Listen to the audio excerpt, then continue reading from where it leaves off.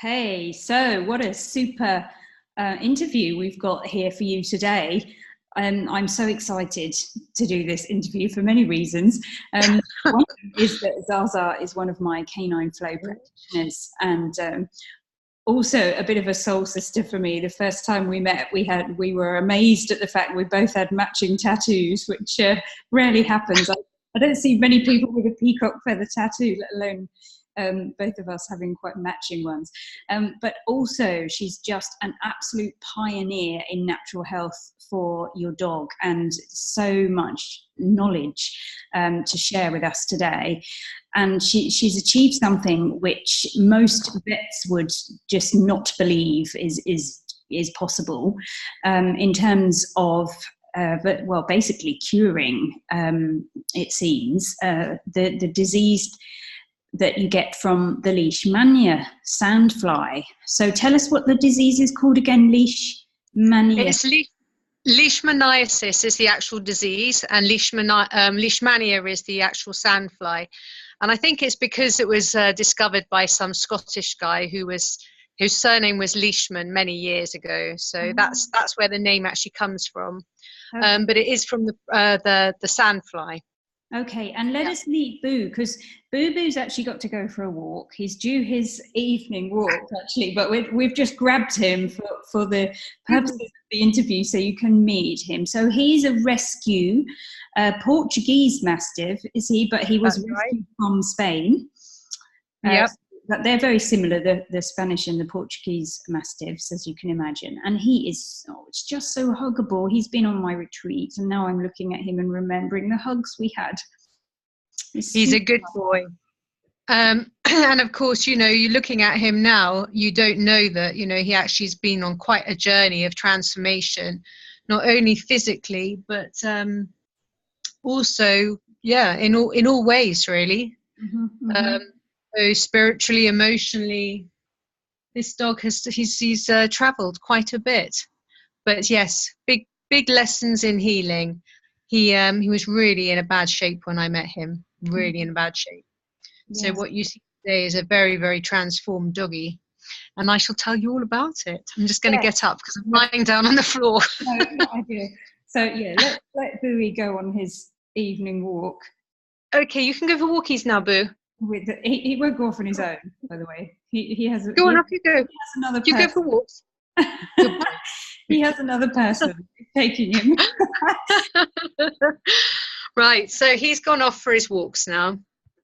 Okay. And some of the things that we're going to cover, as well as the Leishmania, are some aspects of BooBoo's journey. So just like a brief side into his behaviour that he had, and the journey that ZsaZsa has been on to help transform this behaviour, but also other natural health knowledge and experience that ZsaZsa's gained, but also something that happened quite recently, where he swallowed a toy.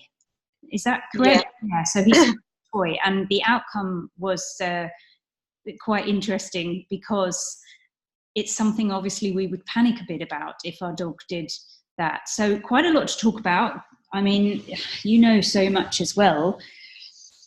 So tell us maybe start with the Leishmaniasis, because this is what I'll start with the Leishmaniasis. So I was in Spain, and this was really, that wasn't what I was planning on doing at the time. So it was kind of like we saved each other in many ways, because I met him, he met me, and we both rescued each other from the situation we were in. He was bleeding from all of his limbs. Leishmaniasis does tend to find places like hips and nose, and any sort of like where the bone is sort of like jutting out, elbows, all of this sort of place. So he was bleeding all over the place. His ears were I thought his ears were going to have to come off. I'd never seen a dog in such bad shape. I was shocked. I had no idea what it was, never heard of Leishmaniasis. I took him to a vet. Vet was incredible, brilliant man, Alex Morales, champion man. And at that point, I thought he was probably a goner. I really didn't think this dog was going to make it. But this vet did a whole blood test, did paneling, and said, you know what, I would treat him. So there are two different types of leishmaniasis. One of them which is affects the skin, and one which affects the internal organs. And thankfully, he had the one that was affecting the skin. So it wasn't as bad as it could have been, although there was obviously some damage that might have occurred to the organs. So at first, he did have to have the conventional form of treatment.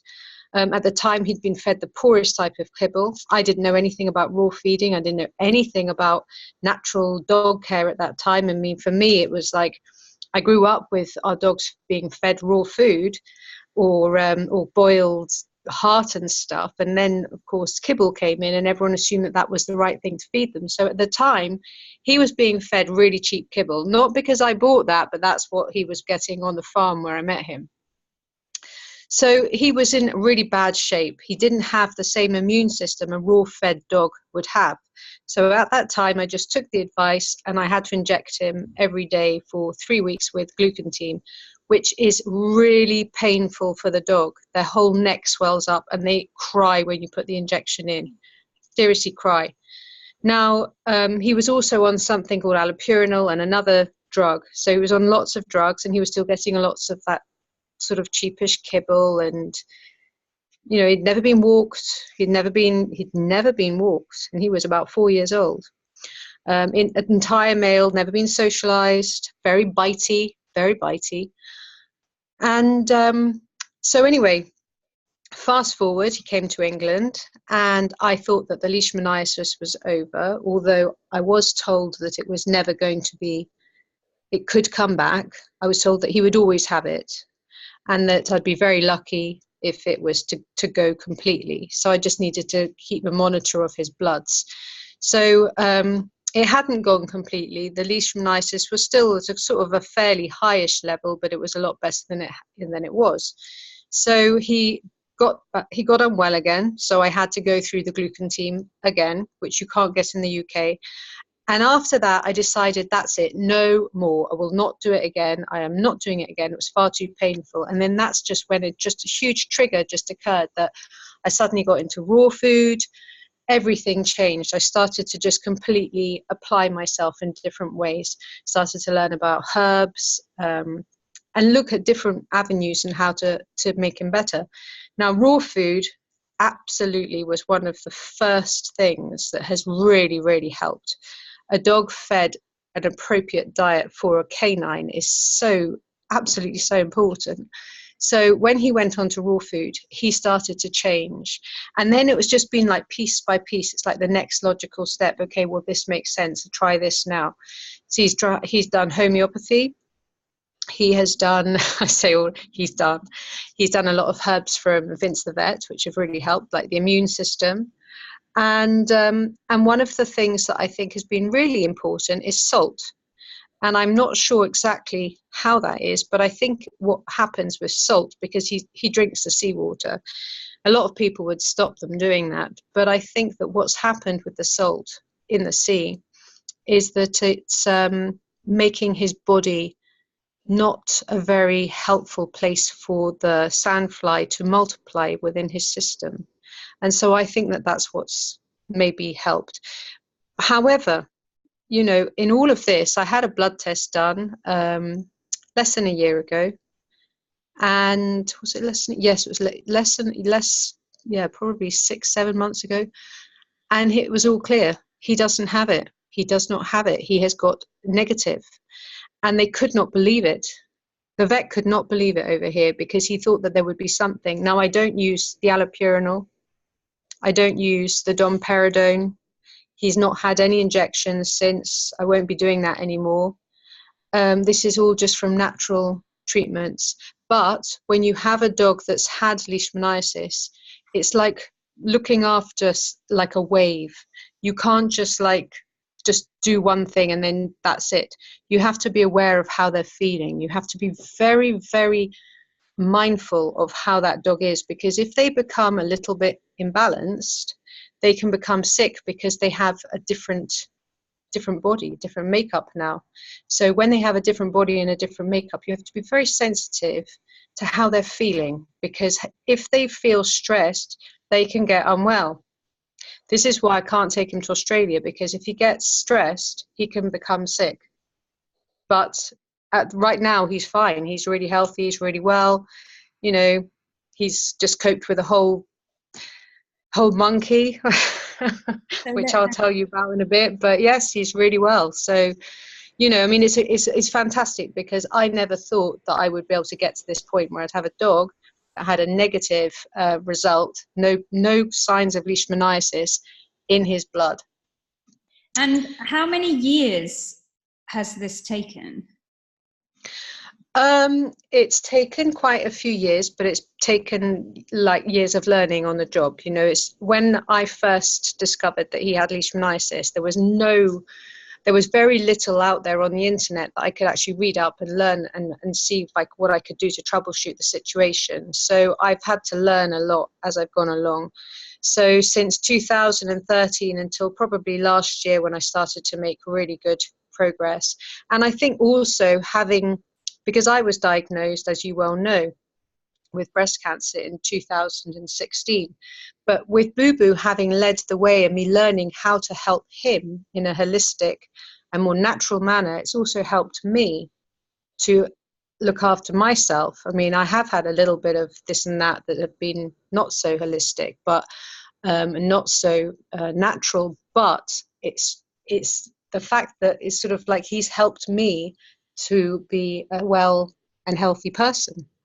So I've kind of followed what I've learned everything from him, and looking after him, working out what works for him. And I think it would work for all dogs, provided the person is very mindful. If somebody's very mindful of their dog and really in tune and present, they can do it. Absolutely, they can do it. We can do anything we want. You know that. We can do anything we want.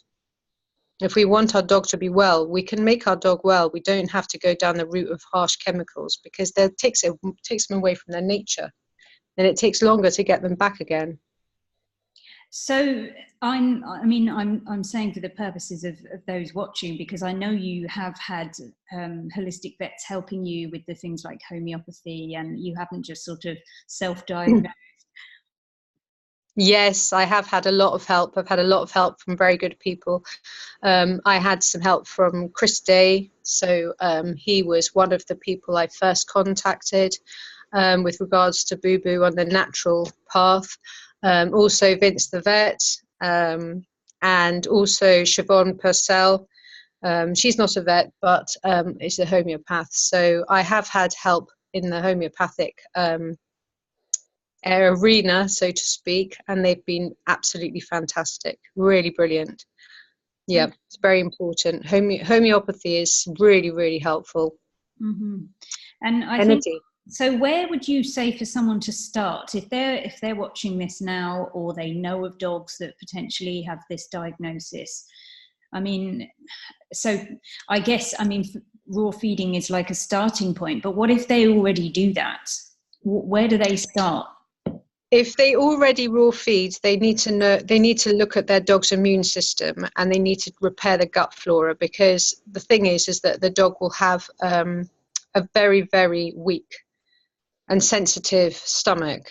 The stomach will need a lot of repair. Absolutely all disease starts in the gut, and I think that that's really important, that they get the gut flora right. So they really need to repair their gut, the dog's gut flora, and make sure that they're giving lots of immune bursting foods like ashwagandha, turmeric. I mean, I give all of these things to him.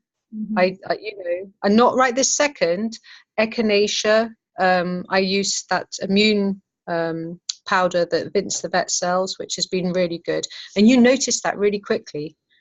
I mean, obviously, to provide a dog with all of these things all the time is expensive, but it's more expensive actually to buy the drugs from the vet and then keep going back to the vet and keep on getting new prescriptions, because you can't just get a prescription on a loop all the time. So you have to keep going back to get more prescriptions. Mm-hmm. So this is actually less expensive, but it's actually more effective. It's just they don't know that. They just haven't tried that out. And it's very useful when you have somebody that wants to try out a different route, because then they can sort of go, oh, okay, that's quite interesting. But for whatever reason, they have to stick to their chemicals and what they've learned in veterinary schools. But they're always interested. They're always very interested to know what I've done. And how did you do this? What happened there? And it's like, he's raw fed. He's raw fed on a very balanced diet. He does self-select. He selects things like black seed oil. So that's been something that's been very useful. Salt, like I said, lots of salt water. He selects that. And he will take the herbs. He will take things like the ashwagandha, although I do mix it into his food because it's just much easier. But if I put it on a plate, he will take it. Chlorella, very, very helpful as well. That's a really good one. Coconut oil. So yeah, he's in great shape. He's really, really healthy. And for an older dog and a giant dog, you know, and a dog that's had not a good start on what he's been fed, he's not been given the best foods, but he's doing really well.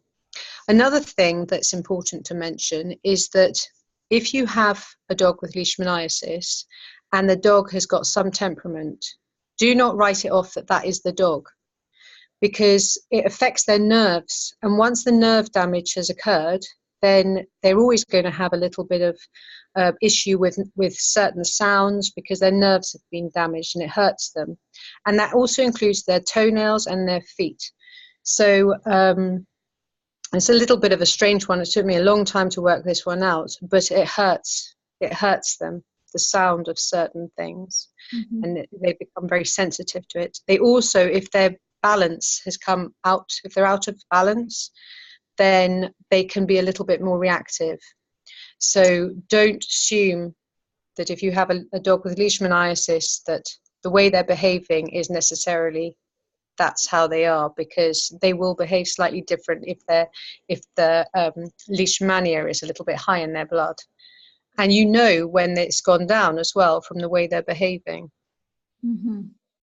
But the first thing I would do if I was a person with a dog with Leishmaniasis now is absolutely change the diet, or make sure that what they're doing is building their immune system by looking at their gut flora, repairing the gut flora, and giving them lots of immune bursting foods and supplements. Yeah, I mean, I'm quite glad you mentioned that he self-selected the seawater, because my first thought when you mentioned about the seawater is that how interesting that these are sand flies. So there's nature offering two things next to each other, very much like nettles and what we call dock leaves in the UK. So the nettles grow right next to that which you would use to calm down your skin if stung by the nettles, and we all know it worked, or especially those that can remember using them in their childhood. But how interesting that nature has put the sandfly, and he is then choosing a lot of the salt water, and you've intuitively, you know, kind of picked up on this as your own intuition has grown as well, and your own kind of understanding of BooBoo and what he does. That I find amazing, that nature do that. And that the sandfly, though, sorry to interrupt, but the sandfly isn't really living in the sand. Okay. It's called the sandfly, but it's not. Colour. Pardon? Because of the colour.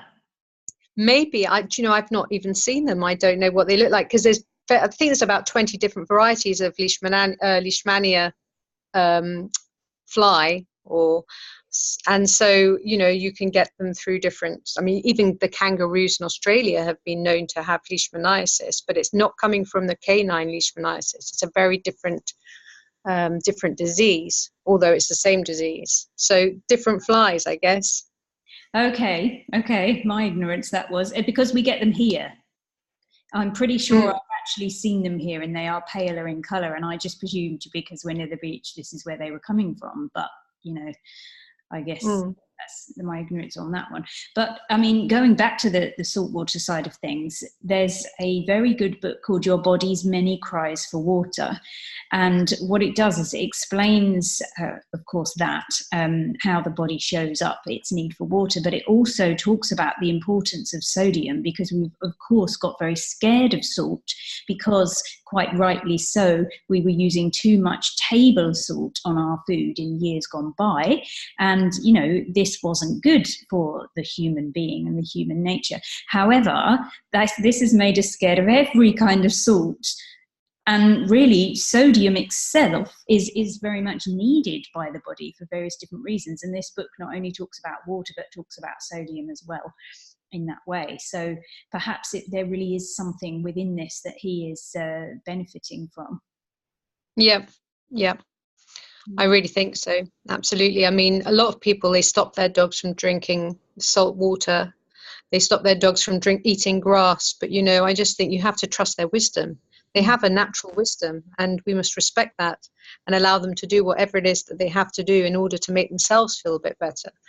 Yeah. So yeah, I do feel that it's definitely made a huge difference. So without a doubt, definitely let them select salt. And if you're not near the sea, then put a bit of Himalayan pink salt or some Brittany sea salt or something in some water, some nice distilled water, preferably rainwater or anything that's been drawn from organic land is going to be great. I mean, I'm not a great one for saying go for it when it comes to tap water because of all of the stuff that might be in it. Yeah, but so if you the softer the water, the better. But yes, certainly put some in there and just let them choose to take it, and they generally will if they need to take it.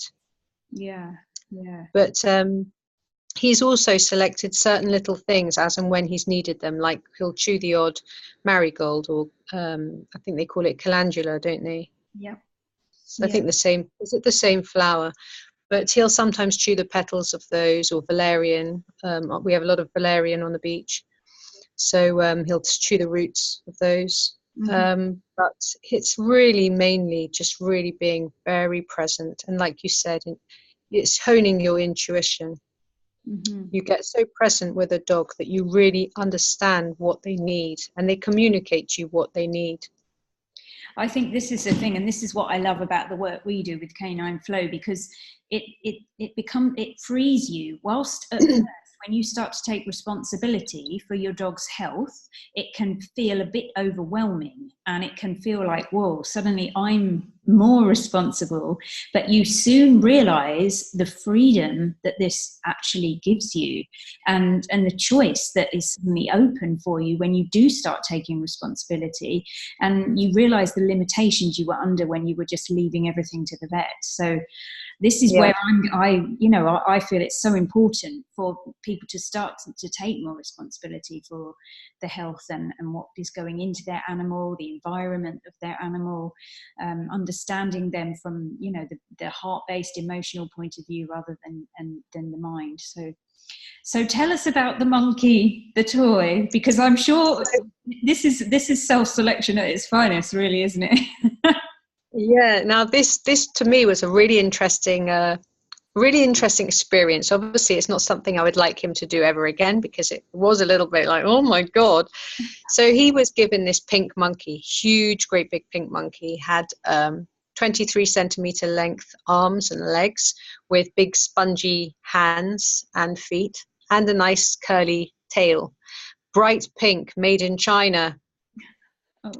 Made in China. So lots of chemicals put into the making of that thing.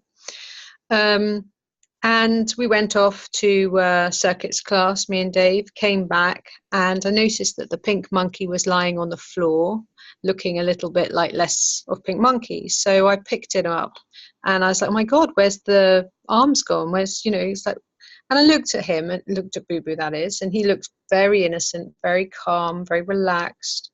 I mean, he's not an overexcitable dog. It's just very calm, like, yeah, nothing's going on here, nothing to see. It's like, where's that pink monkey? So I'm like, oh my gosh, what do I do? So the first thing I thought was, like, I've got to phone up Vince, because I'm not with my normal vet right now because I'm living elsewhere. And and I trust him. I know that he would have some good advice. So I contacted him and was like, what should I do? And he said, when did he eat it? And was it less than 4 hours ago? And I was like, yes. He said, take him to the vets and get him to be made sick, induce sickness.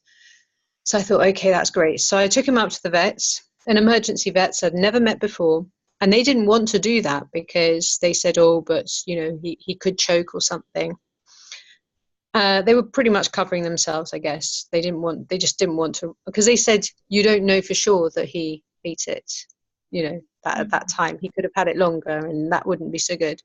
So I thought, right. They said, can we x-ray him? They x-rayed him. They put the saddlebags on him and they couldn't hold him down because BooBoo's quite a big dog and quite strong. So he was moving around and they didn't get a full proper x-ray of what was going on. Then they wanted to put a little camera in him and see if they could pull out the monkey pieces with the tongs or something. And then failing that, they wanted to cut him open. Now, I wasn't really very keen on all of this, and I was put really on the spot there in the vets, like as if you don't do this, your dog could die, sort of thing. But I thought, no, I trust him. I trust everything's going to be right. Let me think about it. So I went home, contacted Vince again. I'd been told by the traditional vet to not walk him and not feed him. And not that I'm disrespecting him in any way, but I did ask Vince what he thought. So I said, my gut tells me I should feed him and I should walk him. And Vince said, I think you should follow what you think you should do. I follow your gut. He said, meat and bone definitely will help. So I fed him as normal. I walked him as normal, but very relaxed, nothing crazy. In fact, I kept him on the lead so he didn't go chasing squirrels or anything. And then the next day, everything seemed to be fine. He was going to the toilet normally, but nothing was happening. And I just thought, I went into the vets again and he said, what do you want to do? And I said, I just want to just take it easy and see what happens. I mean, I appreciate what you're telling me and I appreciate you've given me the risks of what could happen. But I would like to just trust that nature will just do its thing and everything will be fine. 3 weeks later, or just under 3 weeks later, he vomited every single limb. Every limb came out, was vomited. The tail, he pooped out. And the last few days of that, I started to give him activated charcoal because I noticed he'd come out in boils on his skin, which I assume was from the chemicals of that monkey, Chinese-made monkey. So I started to give him some activated charcoal every day, 2 tablets worth, and this helped to make him sick the last pieces. So he puked up 2 limbs day after day. So it's like everything came out at the end. I think the first limb came out after 10 days, but everything came out. And this dog doesn't look bad. He doesn't look unhealthy. I mean, it smelled shocking when it all came out. But yeah, he's really, really well, and didn't have to have any operations. He didn't have to have anything like that. Nothing. Now, one of the things I did look up was that sometimes they can eat strange things if they're a little bit deficient. So I think that there was probably a little bit of deficiency somewhere. And then I asked him, and he said zinc and iron. So I'm just making sure that I give him a little bit extra of those things to make sure that he's getting what he needs so he doesn't feel like he has to eat a toy again. Yeah. Because they don't eat toys for the... Pardon? Pica. Exactly. Yeah. Exactly. Pica. Yep. Yeah. So, yeah, it's amazing. It's amazing what can happen. But, it was about being really present with him. Mm. And do you think if you'd given him activated charcoal earlier, he would have brought it up earlier? Because isn't that what they use? I don't think, you see, now one of the things I felt was because the monkey pieces were so big, when he'd swallowed them, they would have still been quite dry because we're talking about that very foamy stuff in the inside, which is very, very thick. So I needed the stomach acid to really drench those things before I tried to give him anything. So I wasn't sure if they were going to pass through his intestines and stuff or whether they were going to come out as vomit. So in order to do that, everything needed to be really, really, calm, just take its time, not force anything to happen too quickly. So it was just at the end, I thought, all right, now I can give him some activated charcoal, because he'd already vomited up one limb and I'd seen how it come out. It was so drenched. The limb was in its full shape still, with a foot attached to the end, but it was so drenched that I knew that everything else would be exactly the same state. So I thought, well, the activated charcoal can now be used. But it's amazing how many boils came up on his skin. Like his body was trying to get rid of the toxins. Like, and we know that when we eat something that's not right for us, we sometimes get spots. Well, same thing. He got big boils. It's really interesting, really interesting. And also it does show great faith that you have in your own intuition, and it's a testament to that you've developed. Well, trust. Yes, trust. It's definitely practicing trust. Practicing gentleness too, because ideally we don't want to cut anything open. No. We don't want to have to do that, go into their aura in that way. So if we can do it in a more gentle and more loving manner, then that's always a good thing. Obviously, it's important that those things exist because they are needed at times. But if you can avoid it, then it's always better not to have to cut into the aura. Mm-hmm. And of course, we know that ingestion is also linked to emotions. So dogs will look to ingest things into their mouth. They won't even be necessarily considering the fact they might swallow it. It's about having something in their mouth to ground from their emotional center. So I wonder if that was linked somehow, whether it was due to something, to do with the new plate, but can't talk today, new place that you live in, or I don't know, maybe something had occurred.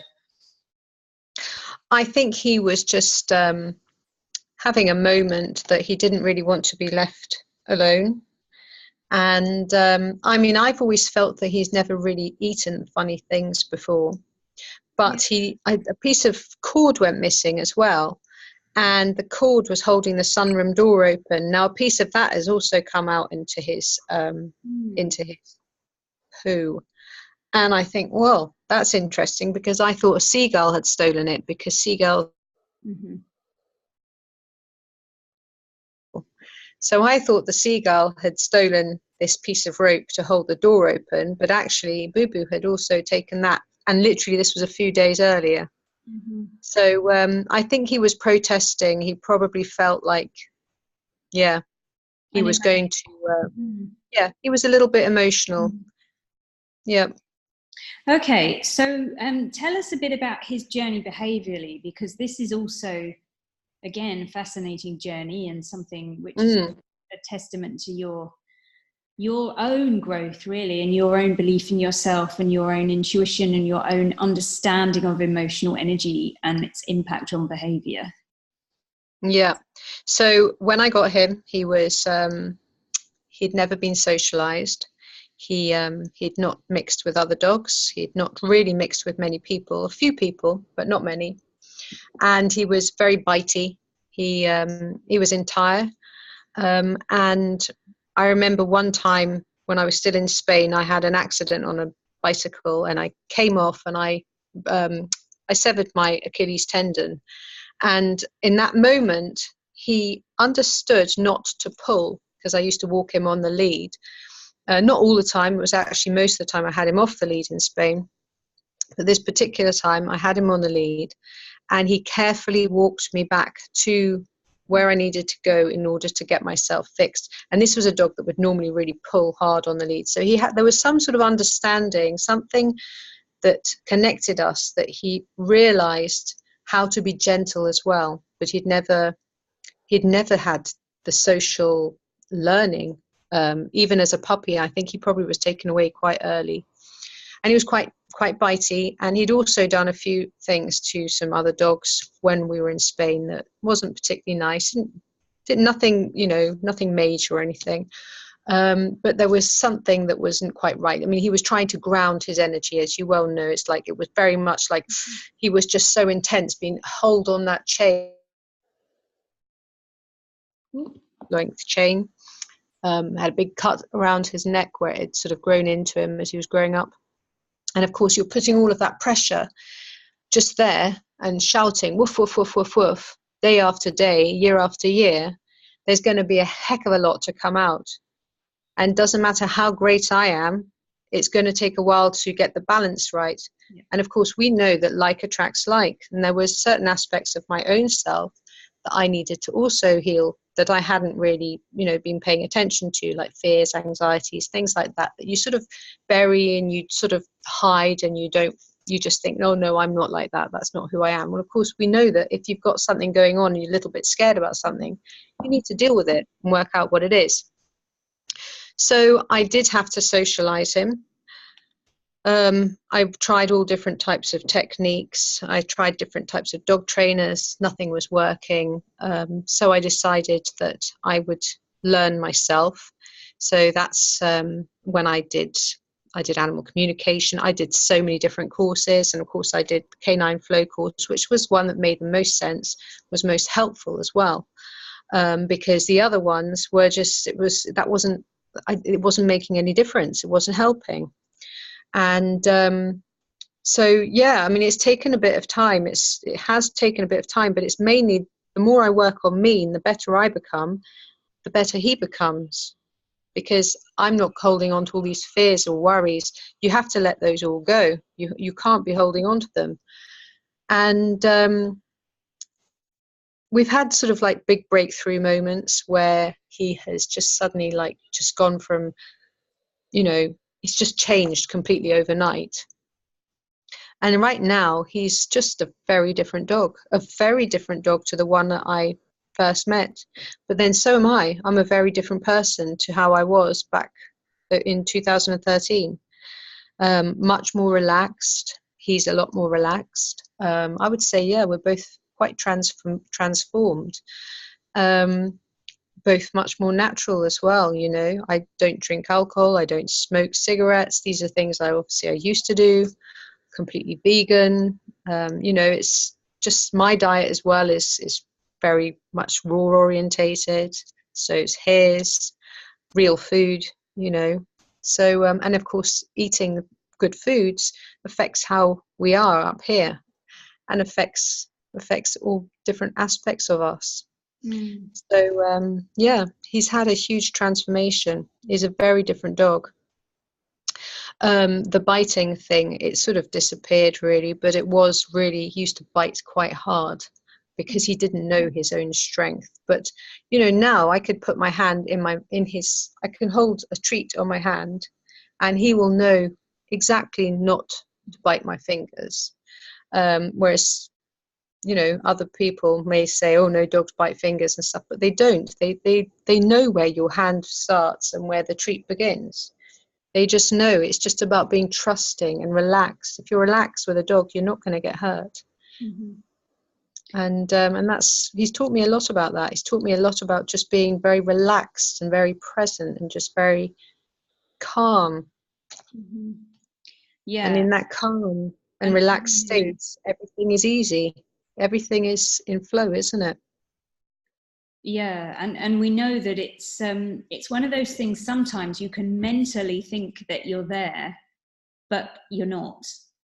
And honestly, if your dog's behavior hasn't changed yet, then something about you subconsciously that will be emanating from your heart is still there to be worked with. Some trauma, yep. Some subconscious thing will be, linked in with how they're behaving. It's just, I mean, you and I see this all the time, and you can yep. mentally think that you've let something go, but if it's still in your cellular memory or it's in your heart coherence or your heart frequencies, then the dog is going to pick up on that. I love the fact that Bowie and you have been on such a journey together, and he's really been your teacher, because I think this happens a lot actually, that we get a dog and we start to raw feed the dog for whatever reason. We get into it, we start to look at natural forms of worming or natural flea treatments, we start to look at all these different things, and there comes a point where we start to say, oh, the whole thing, my dog eats better than I do, and oh, I'm doing this for my dog because my dog is worth more.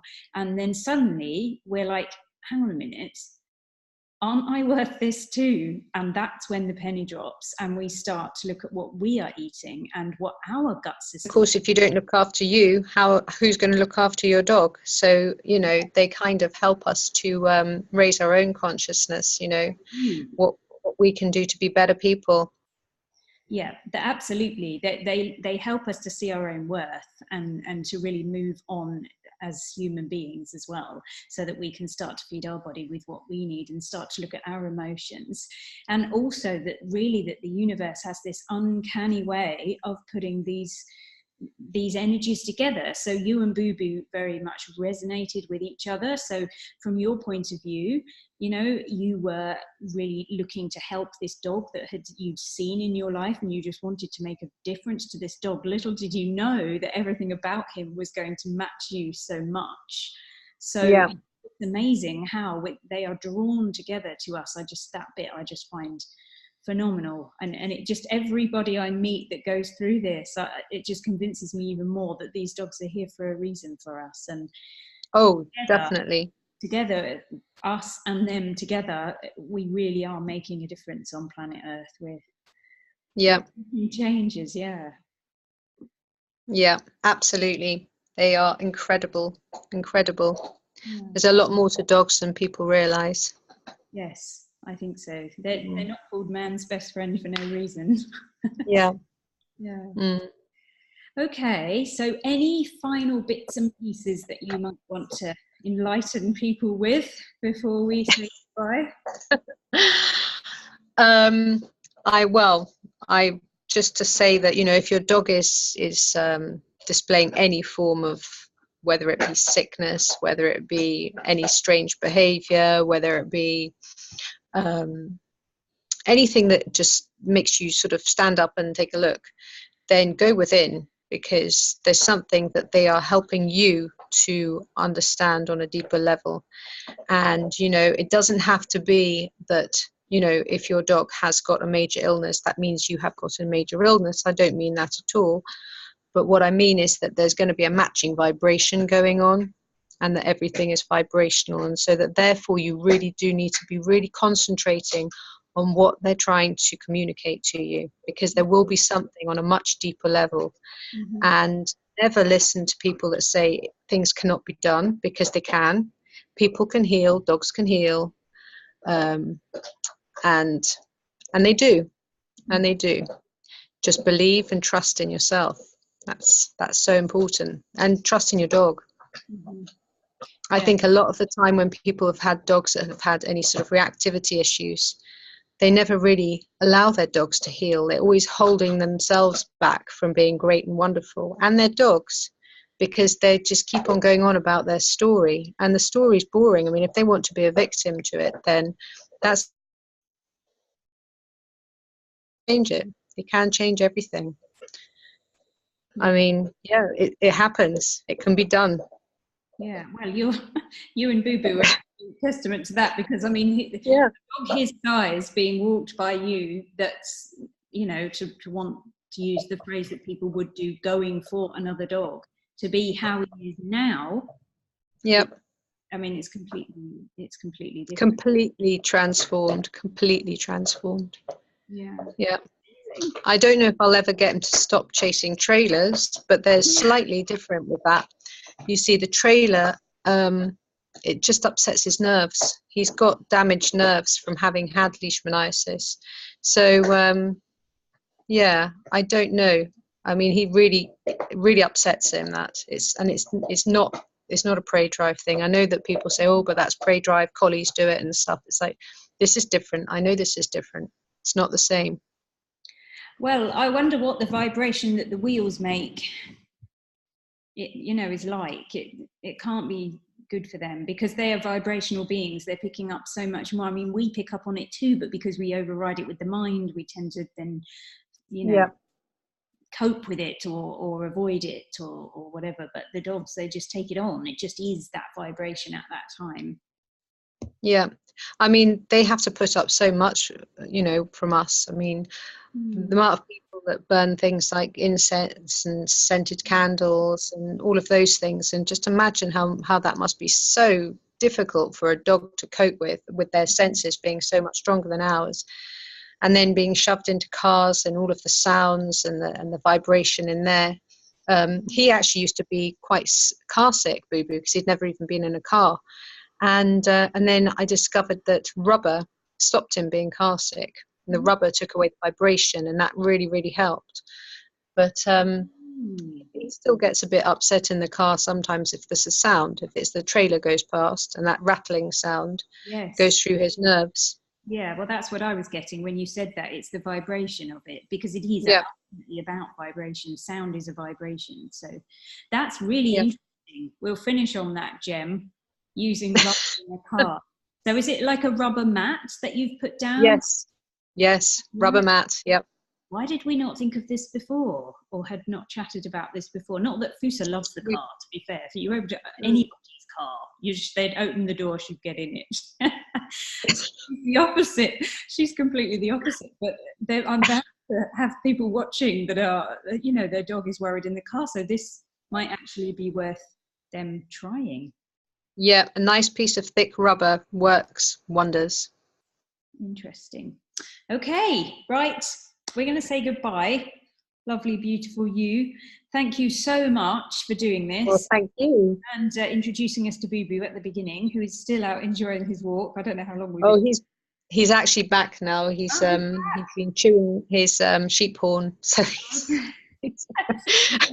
as long as he's not attacking the other half of that monkey, I'm sure that went in the bin. You want to see the monkey? No, I don't know that I do, actually. No, the remains. Do you want to see the remains of the monkey before it got chewed? I'll show you the remaining bits. You mean the bits that didn't go in the stomach? I'm sure no one wants to see the bits that did. No, the bits that didn't go in the stomach. It's a really big monkey. We shall finish on this then. Yeah. Oops. Right. Okay. Oh my goodness, it is big, isn't it? With no eyes, can't see. There's one leg. Yeah. Oh my God, it's huge. No arms. And no tail. Yes. And then if you look just there. Hey, Booey. There's that BooBoo who's trying to, no, you can't have this monkey because you ate it. I think monkey needs to go in the bin. Yes. Oh, okay. Thank you.